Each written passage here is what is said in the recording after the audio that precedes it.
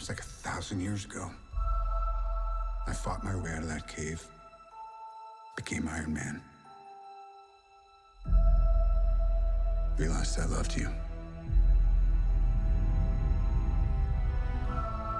I know I said no more surprises, but I was really hoping to pull off one last one.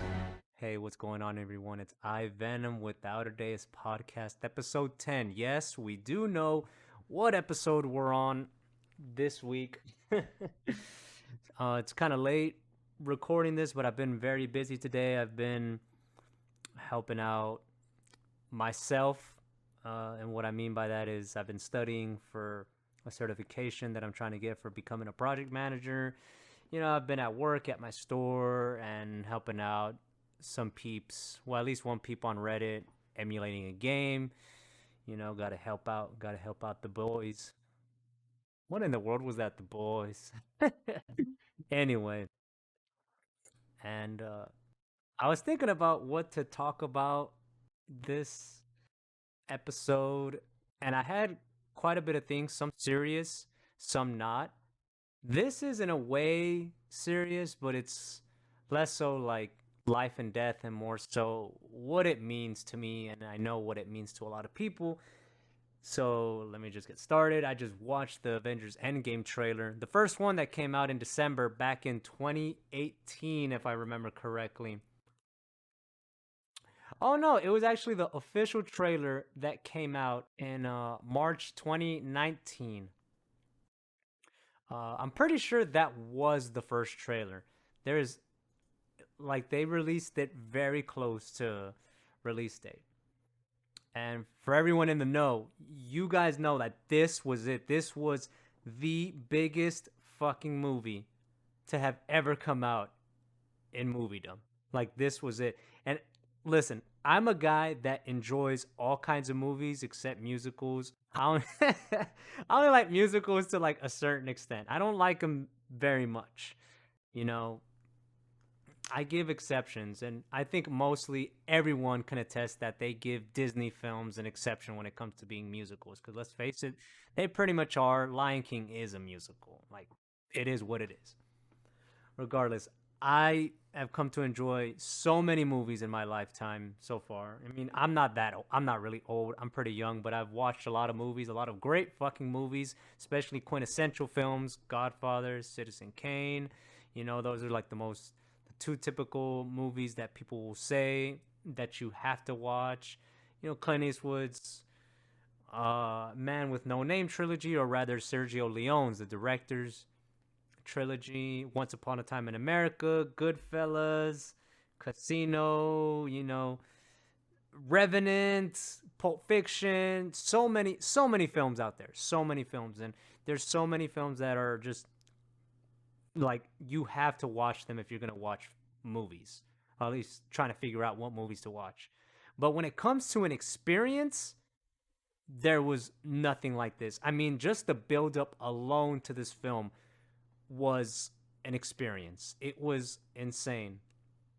I mean, it was an experience 11 years in the making. I mean, Iron Man came out in '08, and I've pretty much been on the MCU ever since it released, but I can't remember if I watched it in theaters, but I do remember getting it on Blu-ray and getting Incredible Hulk on Blu-ray about around the same time, '09, when the or like around the now I saw Iron Man in '08. I remember because that's the same year.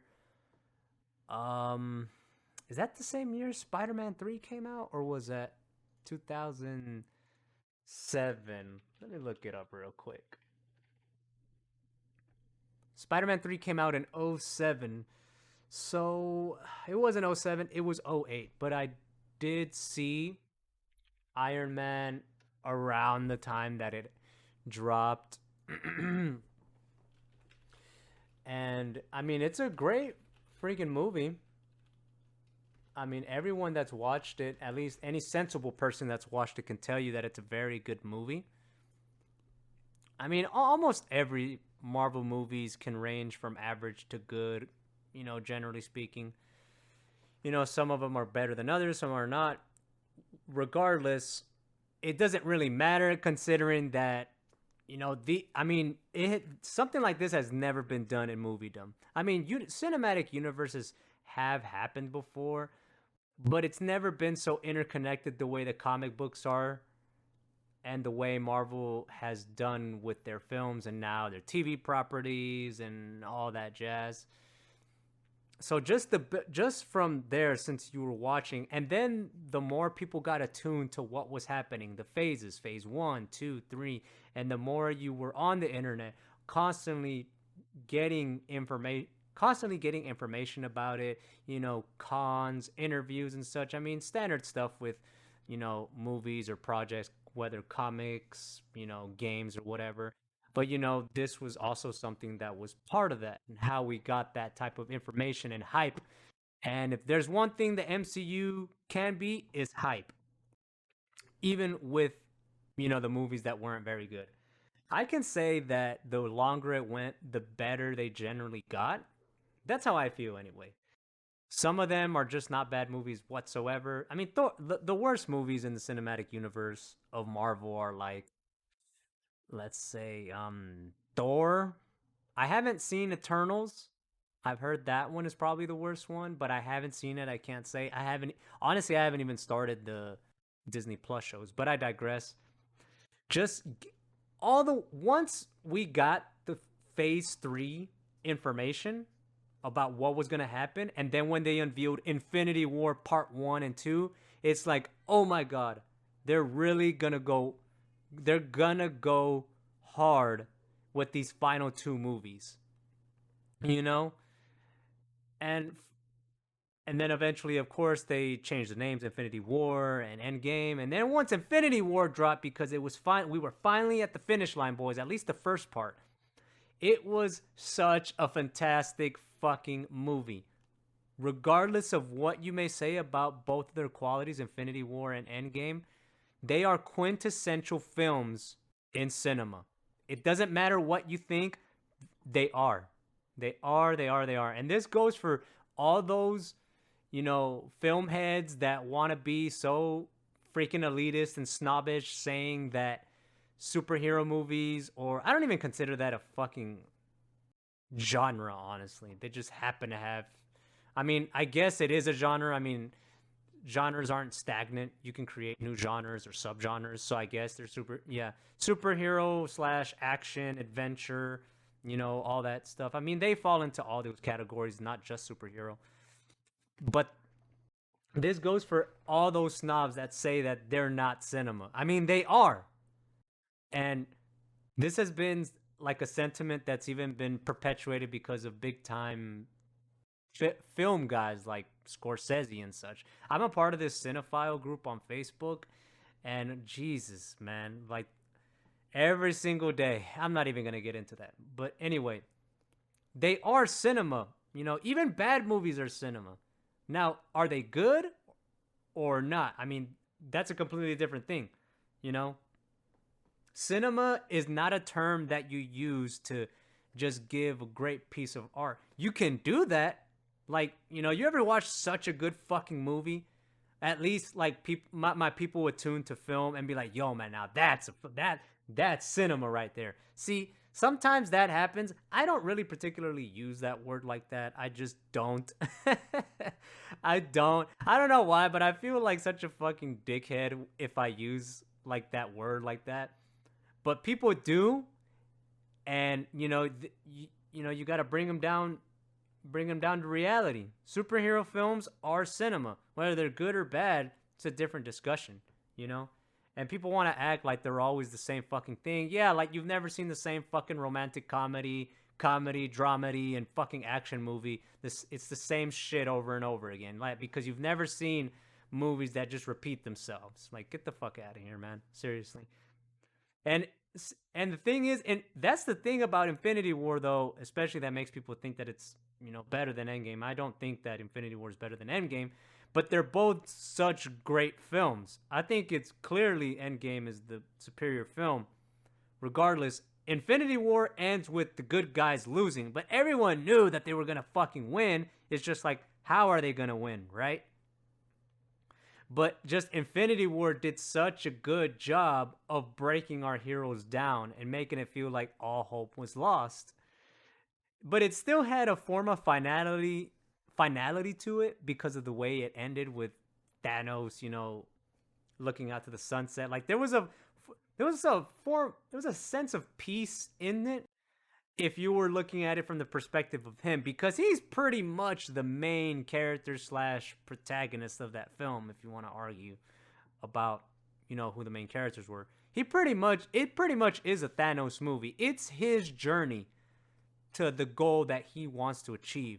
So technically, the finality is reached based on the final shot, which is his.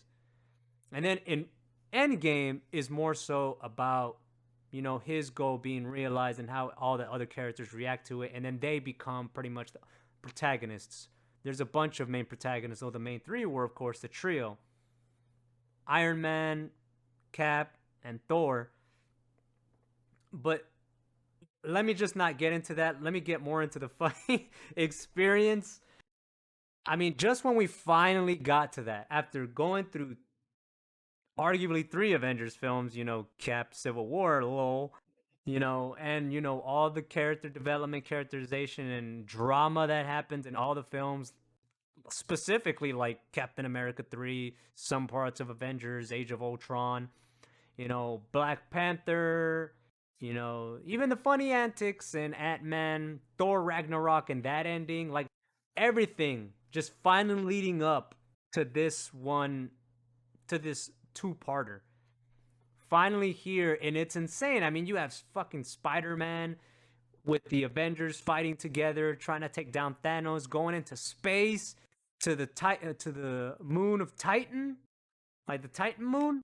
Oh my god, like it's crazy. Like you get to see like all this crazy shit, and they're tagging along with the Guardians of the Galaxy too, man. Like it's just bananas, man. It's just so fucking awesome just seeing everything. And the movie is so hilarious, but it never feels like it shouldn't be funny. Like the Guardians of the Galaxy are funny characters. Spider-Man is a comedy relief character. Iron Man, for better or worse, is a comic relief character in the films. I don't have a problem with it. Robert Downey Jr. gets the job done. That's, kind of, his portrayal of the character. As far as I know, he redefined him, but defined him in film, because we never really had an Iron Man guy in film like this. And just their character interactions and everything. I mean, this is the stuff that lots of us want to see. This awesomeness. It's just so great, and the action was fantastic. Just the characterization and the character development, the journeys, the intergalactic journeys that we were going through in the whole fucking film, like with Thor and Thanos. Like it's insane. That movie is awesome. It's so awesome, and I'm a sucker for sci-fi and just you know cosmic shit. I love Marvel cosmic. If you haven't read the comics, I mean, I don't expect you to read them. If you would like to read them because of your interest in Marvel or whatever, I mean, be my guest. But I just love,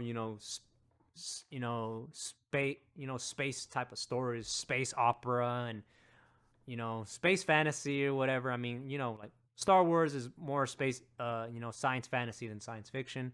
Love Star Wars too. But yeah, just finally getting that, and once you saw that Infinity War trailer where the Thanos voiceover in time, you will know what it's like to lose. I mean, that shit was so beast. It was hype, and I don't know, just he's such a great fucking character, man. He's so amazing. Yes, he's not the comic book character. I don't know to what extent his comic book, counterpart goes to when it comes to like, the different facets of him and layers and stuff.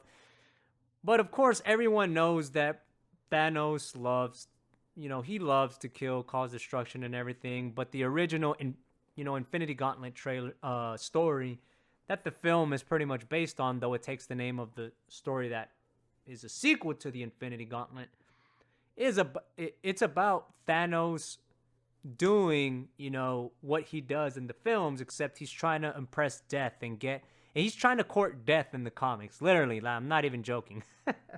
He's trying to court death, and I'm sure many people know this because they probably watch videos and they get curious and such. Obviously, this is not what he does it for in the movies, but I think it's still kind of good because he's not beholden. He's not beholden to like whatever the woman wants or whatever. I mean, it's pretty fucking awesome the way what the character is trying to do in the entire movie. I mean, he's trying to show the universe a lesson in like their greed and their stupidity and everything. I mean, granted, he's the Mad Titan for a reason. I mean, he's gonna try to commit universal genocide. It's insane. Of course, he's fucking crazy. But I understand where he's coming from. I mean, that it doesn't mean I agree with him, but I understand where he's coming from. And just again, the trailer is just portraying that battle where everyone is getting ready to fight Thanos' forces. And then you watch the movie and you see what the fuck happens, and it's like, oh my god. Like, wow. Like, I cannot believe they had the balls to do that. Though, of course, they have the balls to do that because the next movie fucking happens. But then there's the hype for Endgame. Finally, the actual, like, the finale of what we've been building towards. Though technically they're still building towards more. If you wanted to stop at Endgame, you could. Kind of, if you wanted. Though there are... Ooh, the mic. Although there are some threads in the damn story that, needed a follow-up, or they kind of didn't get finished. They're loose ends, pretty much, that do get followed up on, as far as I know, and the TV shows and of course movies that happen afterwards. I mean, Spider-Man 2 Far From Home is technically an epilogue to Phase 3, though it's an epilogue to Phase 3, and then it opens up so many more possibilities. So it's an epilogue, and it still sets up for the next big thing, which is like a big major problem with that and this entire meta franchise in general. It's like there's just no end. So even though it's an epilogue to Endgame, you can kind of just stop at Endgame and be good if you wanted to, though there's no reason to, because the characters still exist. They're still making stuff with the characters that are part of this entire franchise and that have been for a while, like Hawkeye and Falcon and Winter Soldier and such, whether they're on screen or not. And even, of course, like the shows on Netflix, which are so godlike, and well, at least Daredevil was godlike. I never finished Punisher. Luke Cage was amazing. Defenders was okay. I didn't finish Jessica Jones, and I didn't bother with Iron Fist. But again, Endgame, that trailer, man, from March 2019 was the hypest fucking thing ever, because everybody in the world is waiting for this movie. Like, everybody is eyes on this movie. I mean, spoiler alert, if you haven't seen Endgame, I suggest you just not watch this for an unspecified amount of time. But come on, man, fucking Endgame and the entire time traveling plot was just insane. I really liked the way they did it, where they got specific characters to go in certain points in time to be able to retrieve the stones. I mean, that just opened up just so many just terrific and interesting ways for the story to unfold. Like, for instance, when they go to the original Avengers final battle from the original Avengers film, or when Cap and Tony go to see go to a SHIELD base. If I remember correctly, it was a SHIELD base back in the late 60s / early 70s. I'm pretty sure it was the early 60s, and Tony got to meet his dad, and Cap just saw Peggy, and he just really couldn't say anything. All he could do was just watch from afar, and just, she's right there, man. And he was never able to get that dance, but of course, and the thing was just so heartwarming and touching at the very end, dude. Like, the end of this movie is just so fucking perfection, man. Cap, go. And of course, it's so meaningful for Tony and his character as well. Like, what he ends up doing at the very end, which is using the fucking Infinity Gauntlet and snapping his fingers and killing and decimating all of Thanos' forces. Good luck trying to have Batman do that shit, man. He wouldn't have done that shit. Well, maybe Final Crisis is a thing. Look that up if you want to know what I'm talking about. And then, of course, we have, like, let's say Rhodey, and isn't it Nebula? Yeah, it's Nebula. Yeah, then we have the entire thing with Gamora coming back and having her time displacement version of it. And then we get to see how Thanos' character develops because of his knowledge of knowing of what happens in the future and what that causes the Avengers to do. Like, that's just so awesome. Like, yeah, I mean, you can say like he became a generic character, but I don't think he did. I don't think he did whatsoever. I mean, he came to a logical conclusion of what he felt he had to do for the sake of what he felt was right for the universe, and he sees these people as a threat to in his psychotic mindset. And then we also get to see Hulk interact with the ancient one. Yeah, we get to see that, and we get to see his character journey. I know so many people, me included in a way, didn't like what happens with Hulk. I don't think anything bad happened to him, but I think people just expected him to be the big badass. And I mean, he could have been that, but the thing is, this Hulk is in a completely different mindset, and it was very good to see him in that way because that's causing it's a level of development for Bruce and Hulk and their relationship as well, and how their personalities and characteristics in a way fuse. I mean, Professor Hulk is an actual thing in the comics, so to see that on screen was actually fucking awesome. And he undid Thanos' snap. I mean, that alone is fucking awesome. I guess when you have the expectations that he's gonna do crazy shit, I mean, it's Endgame. He had to have done some crazy shit. But then again, I mean, it was still pretty fucking good. The movie's pretty dense, I would like to say. It's pretty dense. And then, of course, everyone's favorite part, the final fucking battle, especially the beginning of the battle, man. Like, this shit was so godlike, dude. Oh my god. I mean, just Cap, Thor, and Iron Man just taking on Thanos and him saying, "You couldn't live with your failure," and what did that? And that, and that led them back to him. I mean, Thanos has so many good fucking quotes, man. And then, of course, when everybody comes back and, oh my god, everybody everybody fucking shouted and went fucking wild, me included. And I went fucking wild the second time I watched it with all my friends. Because the first time I watched it with my cousin, and second time with my friends. And boy, oh boy, it was a fucking joy, man. I'm telling you, that shit was incredible. And the shot where you see Cap staring to Thanos and all of his forces, that wide shot, it's a thing of beauty.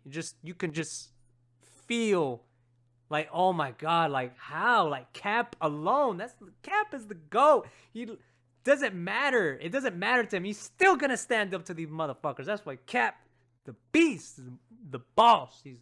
Yo, man, Chris Evans, man, I love that dude. It's just so beautiful, and it's so like horrific. Like, oh my god, how is he gonna make it out of this? Like, and then of course you see everything. Captain Marvel is of course she's not shoehorned in, but apparently it was written before her movie, so her scenes in that film are kind of like, I mean, whatever. But she's still there. It's cool. I don't hate her the way other people do, you know. And of course, the only thing I would say about Endgame is that dumb all-female scene I really didn't like. It was just so obvious.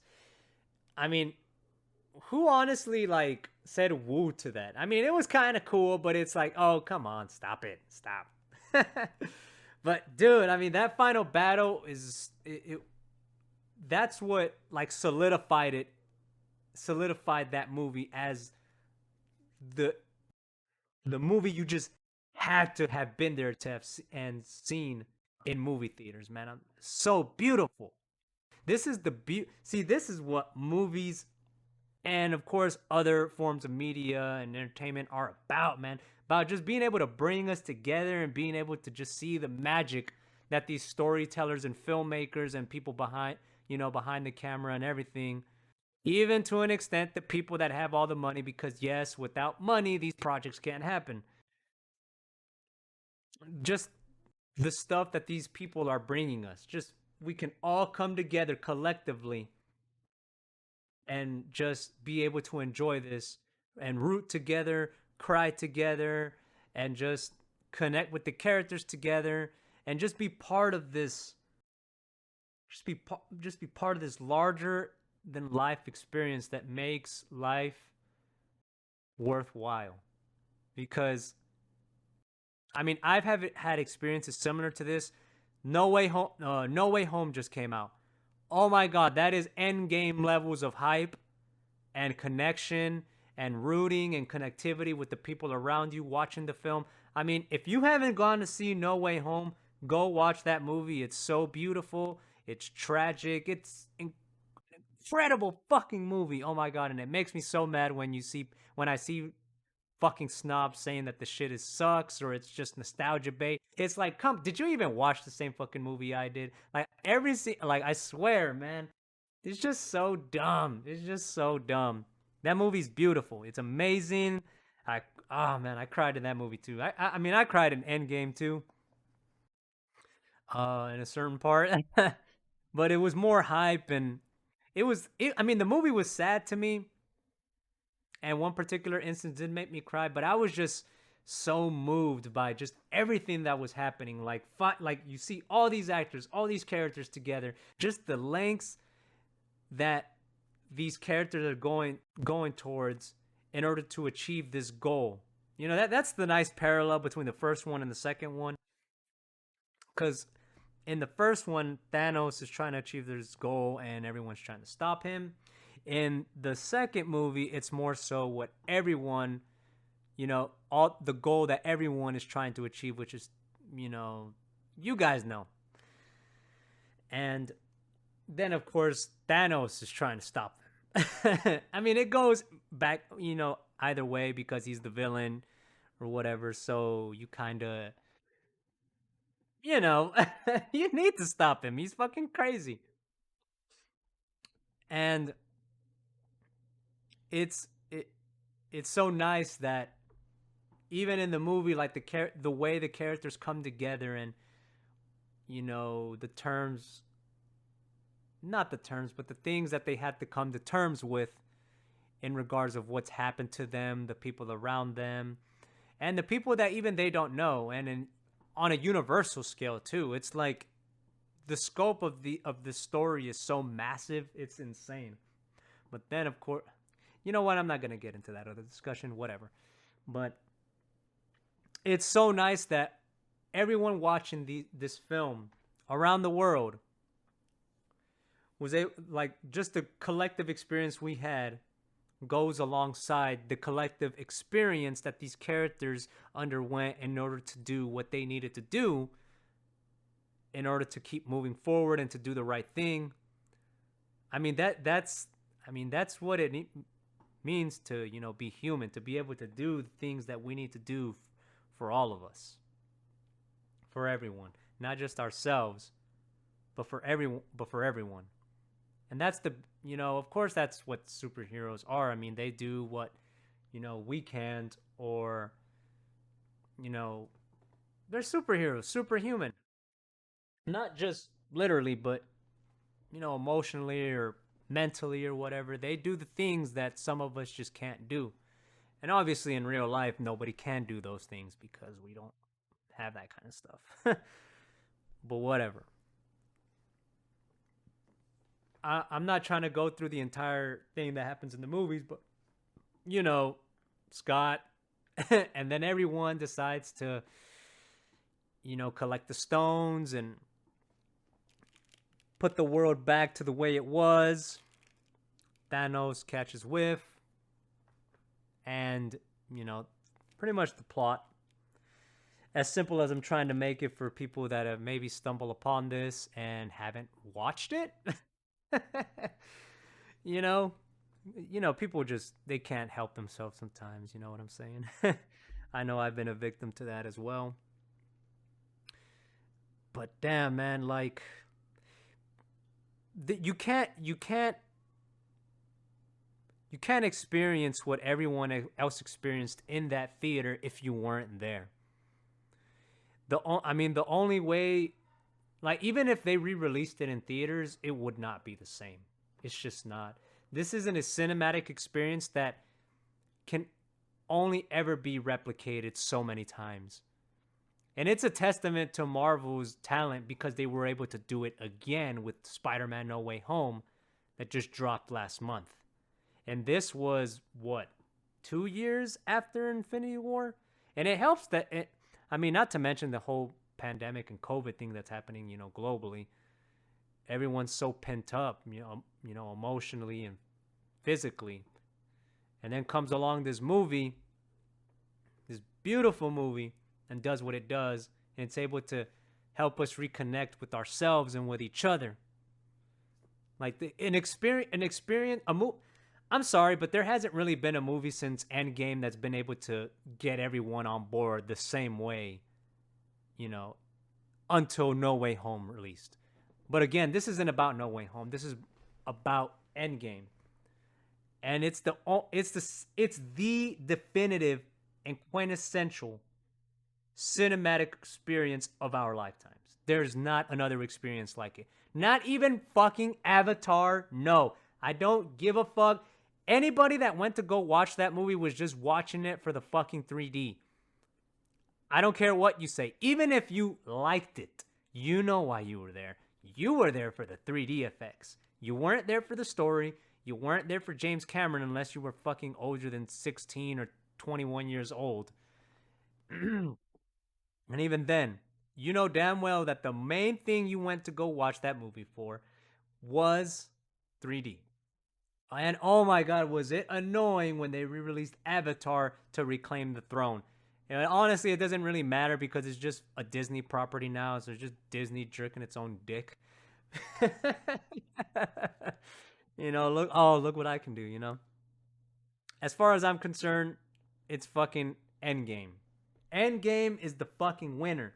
And it was the winner until, of course, Avatar just had to come out. The movie nobody fucking likes or wants to see. Though I am excited for the sequels, and the only reason I'm excited for the sequels is because James Cameron. It's the only reason. If you don't know why I would be excited that particularly it's a sequel and it happens to be James Cameron, go watch Terminator 2 and go watch Aliens. Quite possibly like top 5 greatest sequels ever made.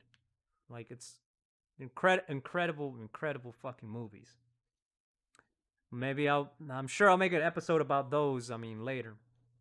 Especially Terminator 2. Good God, that movie is an insane Schwarzenegger, man. I'm telling you. Anyway.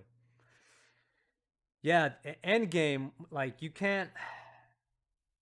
Like, you had to have been following, man. You had to have been following the entire... Even if you binged all the movies a week or a month prior to it releasing, it's not the same. You were not feeling what everybody else was feeling that was following this franchise for 11 years.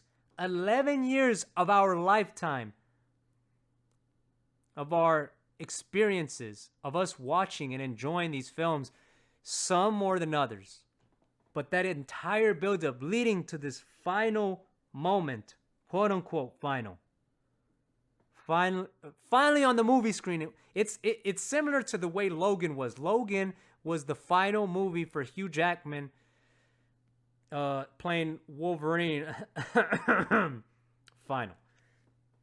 But it was the final movie for him as playing Wolverine. And he had been doing it for 17 years. And everyone that was on X-Men had the kind of a similar experience with Endgame. Except Logan came out in 2017. Good God, Logan is a masterpiece, man. Masterpiece. Now that's quintessential films right there. Logan, quintessential action, drama, superhero, western. I mean, that movie, masterpiece. I don't give a fuck what anyone says. And that, it doesn't have to be The Dark Knight or Batman to be that fucking good. As we've seen if you have seen that movie, which Logan is also a movie that just made me bawl my fucking tears out. I love Hugh Jackman. I've been watching X-Men since that fucking first movie came out, I've been following that shit the entire time. What fucking year was that? 2000? I think it was 2000, right? First it was Blade, then it was, yeah, it was 2000. It was 2000. I had it on tape, baby. Tape. God, man, that shit was awesome, man. But yeah, that was also a very similar experience because it's the sense of finality. Everything has an end, and everything should have an end. That's why I get so mad when Disney was like, Star Wars is never gonna end. No, motherfucker, it should end. Like, the thought that Star Wars is gonna continue on after I'm dead is fucking stupid. Why? And it doesn't help that they consistently make fucking stories over and over and over and over again in the original trilogy era. I can only roll my eyes so fucking back. Anyway, even though Endgame, despite its name and what it's marketed as, not exactly being the end, it is an end to many things in the franchise. And it feels like an end. And that's the good thing about it. Some of the greatest works have all had an end. Some of them haven't, or prematurely ended. But still, we need the sense of finality and closing is what makes it so much more powerful.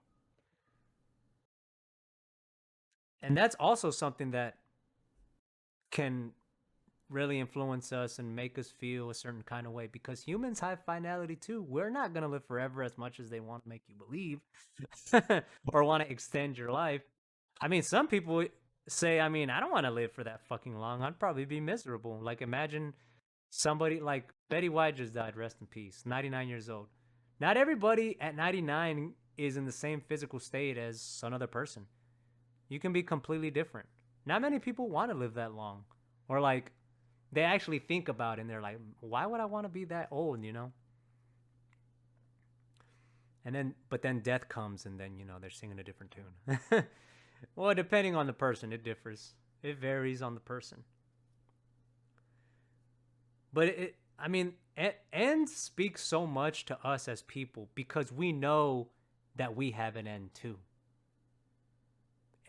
Endings are just so strong. We have fears of ends, of endings, of closures.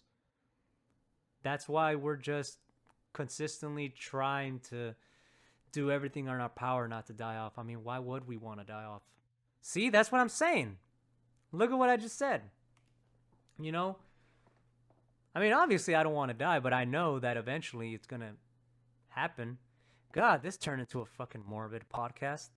But what I'm trying to say is, we know, even though we obviously we're alive, but we know that us as people and even the earth and everything in our universe eventually does have an end.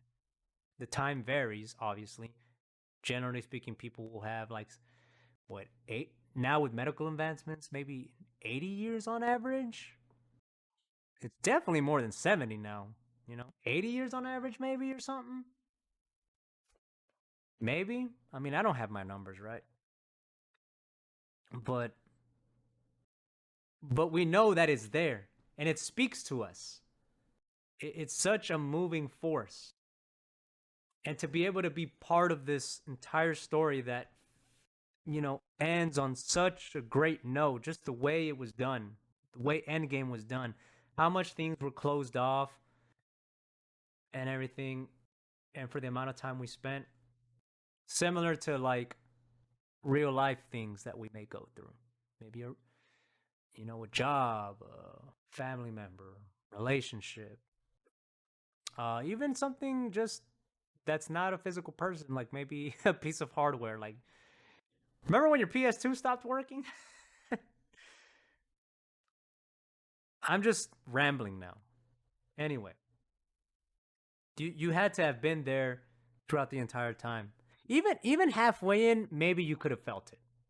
I'm not gonna be an absolutist and say you had to be in there from the beginning, because even halfway in, that's still a good 5.5 years. 5.5 years is a long time. It's a very long time. whether it passes by fast or not. But yeah, man, it was something. Me and my cousin went to go see it together, and I was so excited, and everyone in that theater was going wild. It was the craziest thing ever. Awesome sauce. The only prelude to it that was similar was, Avengers, the original one, and Batman v Superman for some. Not everyone, because you know how some people felt about that movie. But then Infinity War, but then for real, this one. Screaming, yelling, cheering, clapping. I mean, dude, the first time I ever heard somebody clap in a movie was The Dark Knight. I mean, why wouldn't they? Masterpiece. I mean, Infinity War and Endgame are both masterpieces, and they're quintessential films in movie in the zeitgeist of cinema. They are essential watches. There's no other way around it. I don't care how you feel about superhero films. They just are. That's what makes them cinema too. That whole collective experience that I'm pretty sure nobody has ever had, no film has ever had until this film. I know I'm repeating myself, but geez, man, there's no, there was no other film that did it like this one, except Star Wars. I mean, let's be real. Star Wars was a phenomenon, you know. But the thing is, I mean, I wasn't there. I wasn't there, but Star Wars was one film. It just started. There wasn't a massive build-up for 11 years, not even for Return of the Jedi the way there was for Endgame and Infinity War. It just wasn't there. Like my girlfriend, she's watching the Marvel Cinematic Universe now, and she'll get hyped. I mean, there's no question about it. I'm sure she'll get hyped. I mean, she's finished up to the Guardians of the Galaxy, great movie. Um, and just on that alone, I know she enjoys it. Damn, dude, that shit is awesome. But I know she won't feel the same as me and buddies, and I'm sure some of you probably did, because she didn't spend the same amount of time with the characters as we did. It's that time that we spent. It's that time. Time does so much stuff to us. I mean, is I don't think there's an damn. I'm getting to some serious talk right here. I don't think there's an end to time. At least in from God's perspective, I guess. Eternal. There's never an end for him. In the realm of our universe, I'm pretty sure there is. I mean, there has to be at some point. I'm sure it'll be a very, very, very long time. Regardless, to the amount of time we spend with one another and the amount of time we stick by certain things, fiction and nonfiction. I mean, it does so much things for us. It helps us forge friendships we may not have thought we were gonna get. Experiences some people never may have been able to get. Like, there's people, like, you ever hear those stories where people just unfortunately die before they get to experience such a film? I mean, it sucks. They didn't have the time, but many of us did. Time is just so precious, and so many of us let it go to waste, and we really shouldn't, because next thing you know, you're 18 years old, graduating high school, and next thing you know, it's already almost 11 years since then. It's almost 11 years since then. Since my high school graduation, anyway. But hey, I mean, I don't regret that time. I don't. And time lets us learn many things. And in the case of the Avengers films, it let us learn so many things about these characters, where their journeys were going. Even in real life, like, were the actors still going to be participating? Were they still going to be part of it? Part of the just meta franchise in general? Where were they going to go? You know? And of course, the internet and social media just helps with that, helps us see where people go in their careers. It was such a joy seeing Robert Downey Jr. on Joe Rogan. That was pretty awesome, just being able to see him on there. But yeah, man. Avengers Endgame is the quintessential cinematic movie going experience, and you had to have been there to know. You had to have been there. The hype just was insane, man. Insane. No Way Home did it very, very well. And I'm not going to spoil it for anybody that may just. Oh, man, you know what? Fuck it. Spoilers for like 20 seconds. I mean, No Way Home was technically a movie that was, 20 years? 19 years in the making, technically? God, and what a payoff that was. Holy shit. That movie was, oh my God, it was so good. But anyway, yeah, that's what I want to talk about. That's what I wanted to talk about. Just, I mean, movies are magic. And the fact that this film, a superhero movie, was able to give us such a transformative and larger than life experience is a testament to whether superhero films are cinema or not. They clearly are. But even if you're going to talk about experiences in high art and shit, clearly they are. Just look at what happened. So yeah, if you haven't seen these films, go watch them.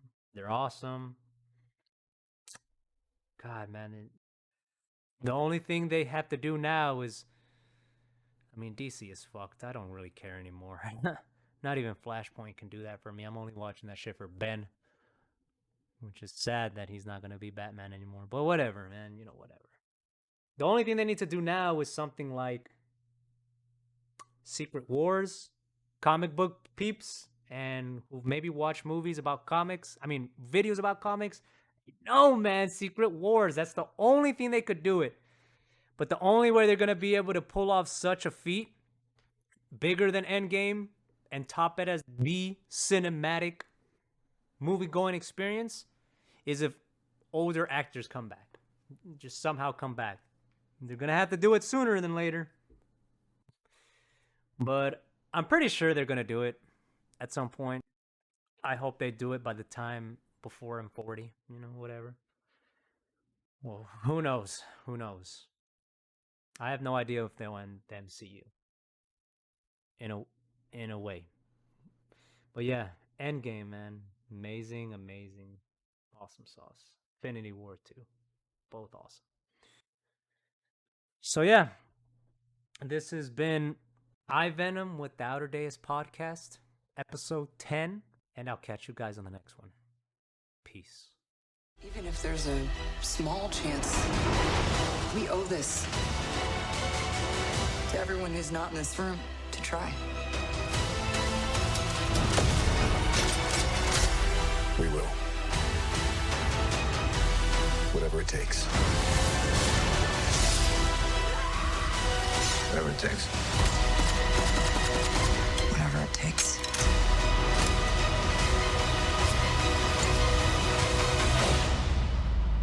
Whatever it takes.